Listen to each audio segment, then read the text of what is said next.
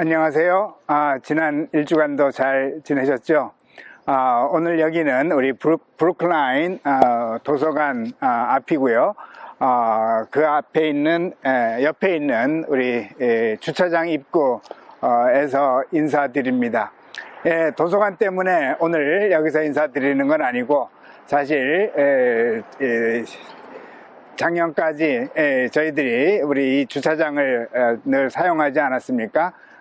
주일날마다 늘 우리 이 주차장을 이용을 했는데 앞으로 2달이 지나면은 딱 1년이 됩니다. 1년 전부터 저희들이 우리 주차장 사용을 못했지요. 앞으로 또 하나님께서 속히 이 주차장을 다시 사용할 수 있게 허락해 주시기를 늘 간절히 기도드립니다. 사실 우리 주일날 오시면은 이 아래 들어가실 때 거기에 보선 한인교회라는 또 우리 사인도 붙여져 있는데 그 사인을 붙여주신 우리 이창호 집사님께 이 시간을 빌어서 또 감사드립니다. 오늘은 다니엘에 대해서 이야기를 나누려고 합니다. 지난주에는 남한국의 마지막 왕들에 대해 나눴습니다. 잠시 복습을 하면은 남한국의 마지막 선한 왕이 요시야인데 요시야의 세 아들과 손자 4명이 다 왕이 되었었습니다. 듣기에는 좋아 보이지만 그만큼 많은 일을 겪었다는 증거일 줄로 압니다. 요시야가 죽은 후 여호아하스가 왕이 되는데 애굽 왕에게 잘못 보여서 3개월 만에 자리에서 물러나고 애굽으로 끌려가 죽임을 당하죠. 그 후로 여호야김이 왕이 되어서 11년간 다스립니다. 그런데 그가 왕이 된 지 3년 만에 바벨론에서 군대들이 쳐들어와서 유대인들을 포로로 잡아가죠. 첫 번째 포로입니다. 사실 3번에 걸쳐서 유대인들이 포로로 끌려가게 되는데 오늘 여기 주차장으로 들어가는 길을 보면은 사실 3갈래입니다. 왼쪽이 도서관으로 가는 그 주차장이고 가운데가 저희 교회가 사용하는 주차장이고 제일 오른쪽은 우리 타운 전용 주차장이 되겠습니다. 물론 우연이겠지만 이것이 3갈래로 갈라지듯이 유대인들도 3차례 이제 포로로 끌려갑니다. 오늘부터 다니엘에서 나누는데 사실 다니엘은 첫 번째 포로 행렬에 이제 끌려갔던 사람이죠. 1장 1절 말씀을 보면 유다 왕 여호야김이 다스린 지 3년이 되는 해에 바벨론 왕 느부갓네살이 예루살렘에 이르러 성을 에워쌌더니, 그리고는 끌려가는 거죠. 이때 다니엘의 심정이 어떠했을까요? 많은 경우 끌려가는 포로들의 모습을 우리 그림에 있듯이 포승에 묶여서 가는 것처럼 보이지만 글쎄 저는 그렇게는 생각을 하지 않습니다. 이때 포로로 잡혀가는 가장 큰 이유는 물론 그곳에 가서 이제 많은 일을 해야 되기 때문에 포로로 데려가게 되는 거죠. 하지만 우리 사실은 이주의 개념도 상당히 많았습니다. 그래서 그런지 예레미야가 그곳에서 집을 짓고 자녀를 낳아 잘 살라는 말씀을 하죠. 예레미야 29장 5절 보면은 너희는 집을 짓고 거기에 살며 텃밭을 만들고 그 열매를 먹으라. 사실 이 당시 바벨론은 세계 최강국이었습니다. 그러니 앞으로 얼마나 건설해야 할 것이 많은 나라였겠습니까? 이 당시 유적을 보면은 얼마나 큰 강대국이었는지를 금방 알 수 있습니다. 그리고 이때는 느부갓네살 왕이 통치하고 있었는데 그는 아주 유능한 왕이었습니다. 바벨론의 부강을 위해서 아주 지혜롭게 나라를 다스린 왕이라고 생각하면 좋을 줄 압니다. 아무리 그래도 남의 나라에 포로로 잡혀가는 것 좋아할 리가 없습니다. 사실 다니엘은 남왕국의 왕족 내지 귀족이었습니다. 왕족이 나라를 빼앗기고 바벨론으로 포로로 끌려갈 때 그 심정이 어떠했겠습니까? 가히 짐작할 수 있습니다. 어떻게 보면은 왕족이 아닌 것이 더 좋을 수가 있습니다. 왕족이니 더 바벨론에 가서 고생할 것, 차별을 받을 것 당연지사겠죠? 바벨론으로 향하는 발걸음은 지옥을 향하는 발걸음과 같았을 것입니다. 차라리 가는 도중 하나님께서 생명을 빼앗아 가길 바라는 마음 가득했을 줄로 압니다. 한 걸음 한 걸음 바벨론으로 가까이 갈수록 한 걸음 두 걸음 예루살렘에서 멀어지는 것입니다. 예루살렘에서 멀어진다는 것은 약속의 땅에서 멀어지는 것입니다. 하나님의 약속에서 멀어지는 것입니다. 그런데 이상한 체험을 합니다. 머리가 아니라 몸이 기억하는 것이 있지 않습니까? 운동선수들이 늘 연습을 하는 이유는 몸이 기억하게 하는 것이라고 하지 않습니까? 머리는 금방 기억하지만 또 금방 잊어버리죠. 더 중요한 것은 몸이 기억하게 하는 겁니다. 바벨론으로 가까이 가면 갈수록 머리와 마음은 약속에서 멀어지는 것 같은 느낌을 갖습니다. 그러나 몸은 정반대입니다. 말씀대로 늘 살았던 다니엘은 1년에 3번 지키는 절기에서 예루살렘을 향하여 순례의 길을 다녀왔을 것입니다. 그리고 한 걸음 한 걸음 발자취와 함께 외치곤 했을 줄로 압니다. 잘 되고 있습니다. 잘 될 것입니다. 나중에는 3번 절기를 지키기 위해 예루살렘으로 향하는 향할 때뿐만 아니라 평상시에도 걷기만 하면 노래가 절로 나왔을 줄 압니다.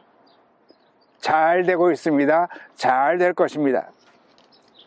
이제 어느덧 바벨론으로 향하고 있지만 마음은 하나님의 약속에서 자꾸 멀어지는 것 같지만 몸은 예루살렘으로 향했던 그 외침을 기억하고 있었던 것입니다. 이 외침으로 인해서 마음속에는 새로운 확신이 싹트기 시작합니다. 바벨론에 가까이 가면 갈수록 남왕국은 멸망할 것이라는 두려움에서 사라지기 시작합니다. 도리어 하나님의 약속으로 몸은 전율을 느낍니다. 왜냐하면 다윗의 약속이 주어진 민족이기 때문입니다. 하나님의 약속으로 인해서 다윗의 왕위는 영원할 것이라는 것입니다. 이제는 예루살렘에서 멀어지면 멀어질수록 더 큰 확신이 가슴에 채워집니다.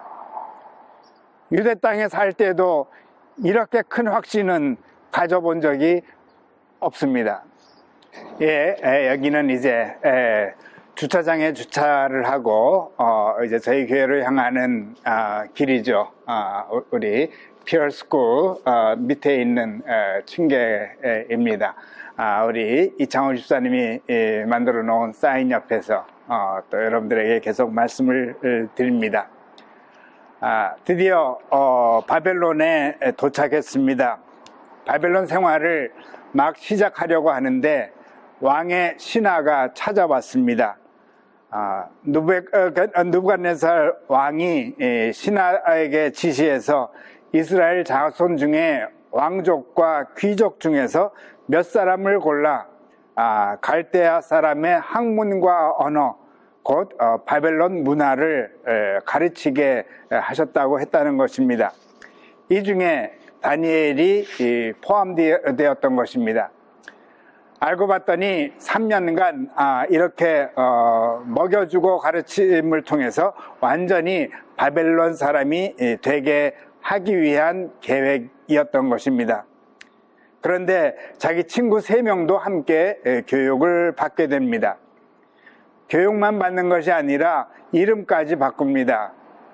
다니엘은 벨드사살이 됩니다.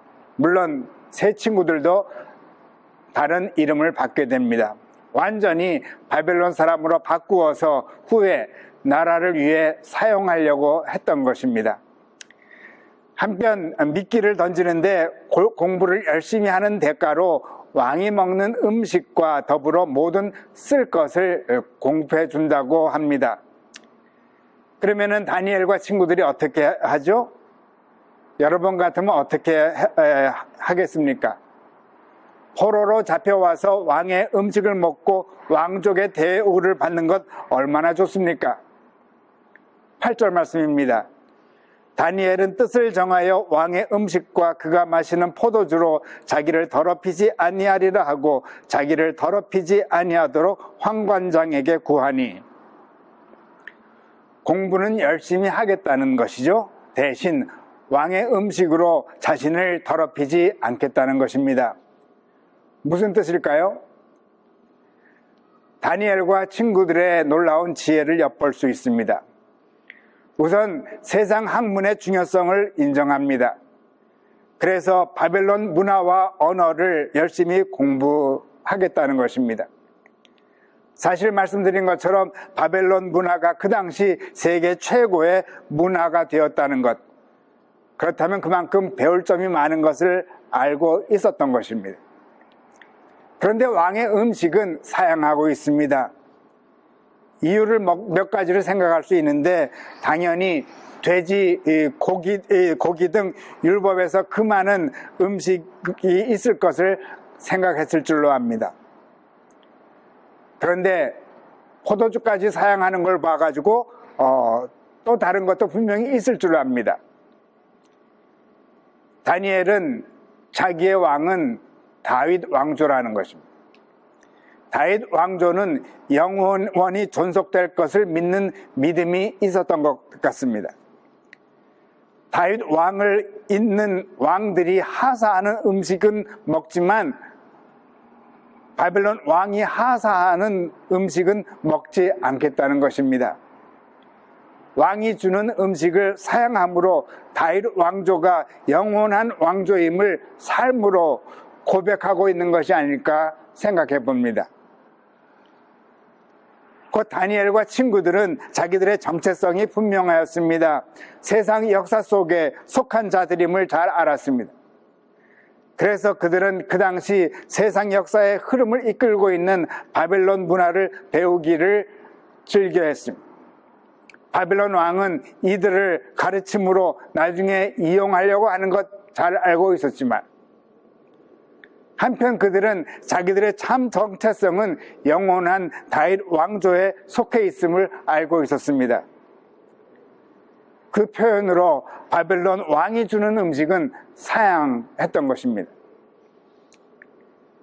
한편 환관장이 그러면 후에 왕에게 질책을 받을까 걱정을 하니까 다니엘은 지혜롭게 10일을 지켜보고 후에 결정하자고 합니다. 10일간 채식과 물만 마셨는데 왕의 음식을 먹는 다른 소년들보다 더 좋아 보였습니다. 놀라운 체험입니다. 기적입니다. 그래서 계속 왕의 음식을 먹지 않게 되었습니다. 이것이 하나님의 약속을 믿는 삶에 대한 대가가 아닐까요? 어떻게 보면은 왕의 음식 대신에 하나님의 약속을 매일 먹은 것과 같지 않을까요? 그뿐 아닙니다. 17절 말씀. 하나님이 이 네 소년에게 학문을 주시고 모든 서적을 깨닫게 하시고 지혜를 주셨으니 다니엘은 또 모든 환상과 꿈을 깨달아 알더라. 하나님께서 이들에게 이런 축복을 주시는 이유가 있습니다. 약속을 믿는 자들이었습니다. 자기들은 이 땅의 역사 가운데 살지만 한편으로는 영원한 다윗 왕조의 역사의 한 지류인 것을 알고 있었던 것입니다. 이 확신이 있기 때문에 바벨론 언어와 문화를 공부하는 것도 재미있습니다. 바벨론 문화 안에 하나님의 손길을 맛보기 시작합니다. 그래서 경탄하면서 그 문화를 배워갔을 것입니다. 그러다 보니 세상을 보는 눈도 남달라집니다. 그러나 바벨론 문화보다 더 영원한 문화가 있는데 그것은 다윗 왕조의 문화인 것입니다. 이 문화에 대한 확신 가운데 있는 자들에게 하나님께서는 모든 환상과 꿈을 깨달아 알게 하신 것입니다. 일본의 어느 비행기 승무원이 퍼스트 클래스 승객은 펜을 빌리지 않는다라는 재미있는 책을 썼습니다. 그들이 펜을 빌리지 않는 이유는 늘 자기의 책을 갖고 다니기 때문에 책에 마크를 하려고 펜을 또 갖고 다녀서 남의 펜을 빌리지 않는다는 것입니다. 결국 그들은 책을 아주 많이 읽는 사람들이고 특별히 제일 많이 읽는 책이 역사책이라고 합니다. 세상 역사를 많이 알수록 지혜가 더해감을 알게 하는 이야기였습니다. 다니엘과 그 친구들도 비슷하지 않았을까요? 거대한 바벨론의 문화를 보면서 왜 바벨론이 되었는지 배워갔을 것입니다. 그러나 그들은 한편 잊지 않았을 것입니다. 자기들에게는 바벨론 사람들이 갖고 있지 않은 그 무엇을 갖고 있음을, 하나님께서 펼치시는 영원한 나라에 대한 신앙이 그들에게는 없었지만 자기들에게는 있었던 것입니다. 곧 자기들의 하나님은 다윗 왕조를 영원히 지키시겠다고 약속하신 하나님이신 것입니다. 지금 눈에는 다윗 왕조가 사라진 것 같을지라도 하나님의 약속에 대한 확신은 날로 새로워졌던 것입니다. 특별히 걸을 때마다. 지난주에 이런 질문을 드렸었습니다. 바벨론 포로된 사람들은 다윗의 왕조가 다 멸망한 것 같았을 때 어떻게 다윗의 왕위에 대한 확신을 이어갔을까요? 더 이상 눈에 보이는 왕위를 잇는 사람은 없어져 가지만 도리어 그들에게는 다윗의 약속에 대한 확신은 이상하게 새롭게 타올랐던 것입니다. 아마도 그들의 갖고 있었던 고백, 르호봇의 고백, 아울러 르호봇의 고백과 함께 왕의 음식을 먹지 않는 그 삶으로 인해서 더욱더 그들의 확신은 더해가지 않았을까요? 그래서 그들은 이 낯선 땅에서 새로운 경험을 합니다. 20절 말씀, 왕이 그들에게 모든 일을 묻는 중에 그 지혜와 총명이 온 나라 박수와 술객보다 10배나 나은 줄을 아니라. 결국은 다윗과 솔로몬의 지혜가 그들에게 주어졌습니다. 아니, 다윗과 솔로몬의 지혜와 총명보다 훨씬 깊고 영원한 것을 보게 하신 것입니다. 곧 이들을 통하여 실제적으로 영원한 다윗의 왕조는 완성되어 가고 있었던 것입니다. 르호봇의 노래를 부르는 자들이 실제로 새로운 다윗의 왕조가 된 것이 아닐까요? 다니엘은 바벨론까지의 먼 길을 노래하며 왔습니다. 깊은 터널 속으로 들어갈 때에도 잘 되고 있습니다. 잘 될 것입니다. 이 노래를 부르며 바벨론 문화를 공부하였고 영원한 다윗 왕국을 꿈꾸었습니다. 그리하여 다윗 왕조를 계속 세워나갔던 것입니다. 우리도 다니엘의 축복을 얼마든지 누릴 수 있습니다. 한편으로는 미국과 세계 문화를 배우며 영원한 주님의 나라를 바라보며 발걸음에 맞추어 르호봇의 노래를 부른다면 세상 역사가 새롭게 보입니다. 영원한 나라가 이미 임해 있음을 체험합니다. 이것이 바로 르호봇의 축복이 아닐까요? 남은 한 주 르호봇의 노래를 부르십시다. 우리들의 발걸음이 하나의 노래가 되게 하십시다. 우리가 밟고 있는 땅은 우리들의 노래를 늘 듣기를 원합니다. 르호봇, 잘 되고 있습니다. 잘 될 것입니다. 예, 감사한 것은 오늘 기도 후에 정광근 이동화 집사님 가정이 주 사랑이 나를 숨쉬게 해 라는 아름다운 노래를 불러주시겠습니다. 감사드립니다. 기도드리겠습니다. 아버지 하나님, 오늘도 저희들에게 르호봇의 노래를 허락하여 주셨음을 인하여 감사드립니다. 특별히 다니엘의 삶을 통하여 다니엘도 르호봇의 노래를 부르며 정말로 예루살렘에서 바벨론까지 포로로 끌려왔다고 상상하며 주님의 은혜를 나누었습니다. 늘 예루살렘 성전을 향하여 1년에 3차례 순례의 길을 갔던 우리 다니엘, 그 순례의 길에 다녔던 그 아름다운 노래를 잊지 않고 바벨론으로 오는 그 과정 가운데서도 그 노래를 부르며 드디어 바벨론에 와서도 바벨론 문화를 배우며 더욱더 다윗의 왕조가 영원함을 체험케 되었음을 믿고 함께 이야기를 나눴습니다.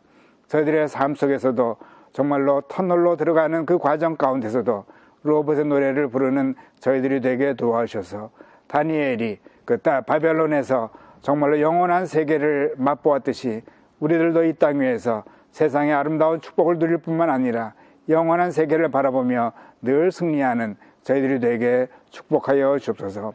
저희들의 발걸음마다 정말로 르호봇의 노래로 가득 채우게 도와주었음으로 인하여 감사드리오며 예수 그리스도 이름 받들고 기도드리옵나이다. 아멘.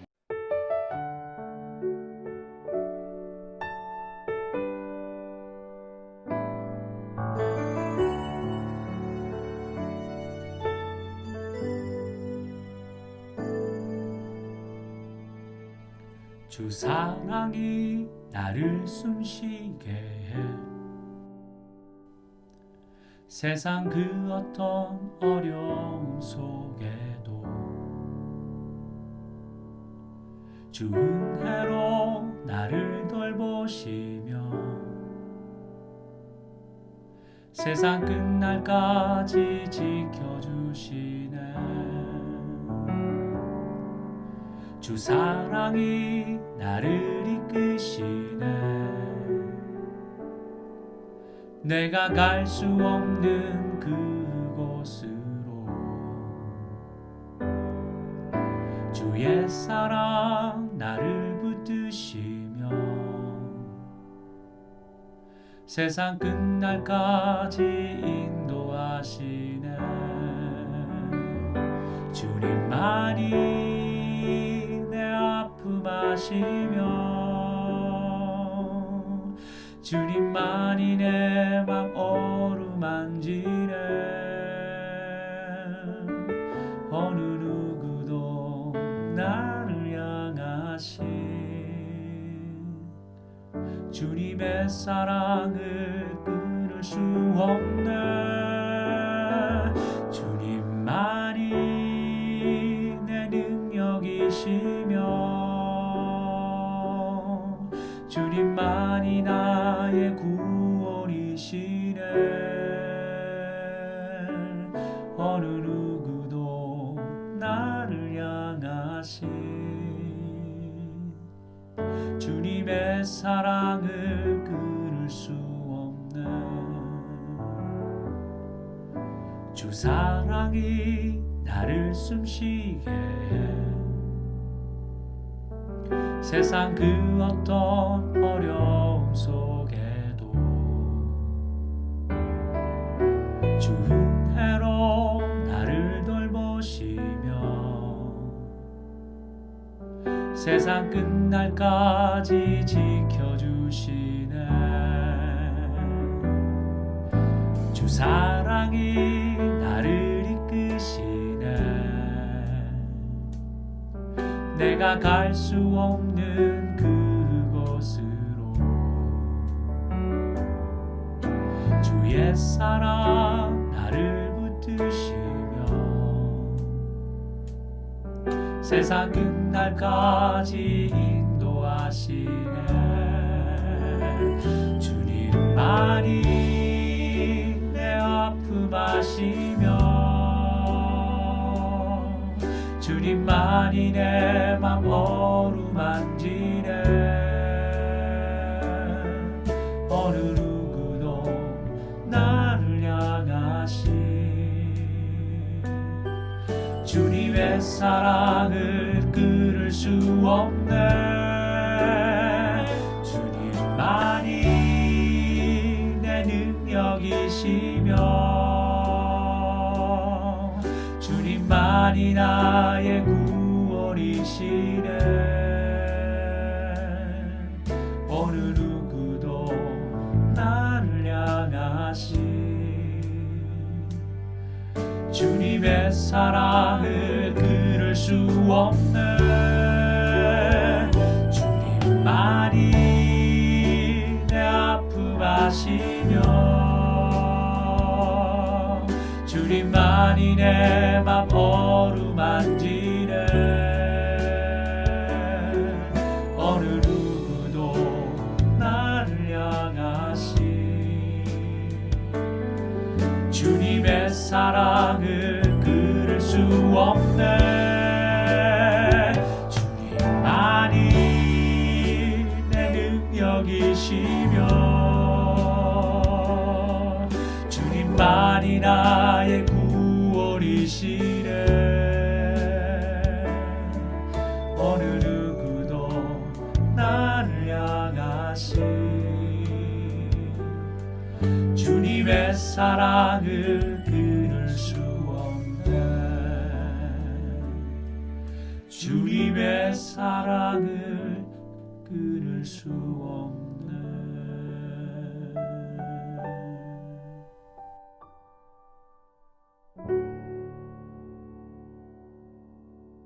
감사합니다. 그럼 또 다음 주에 뵙겠습니다. 안녕히 계세요.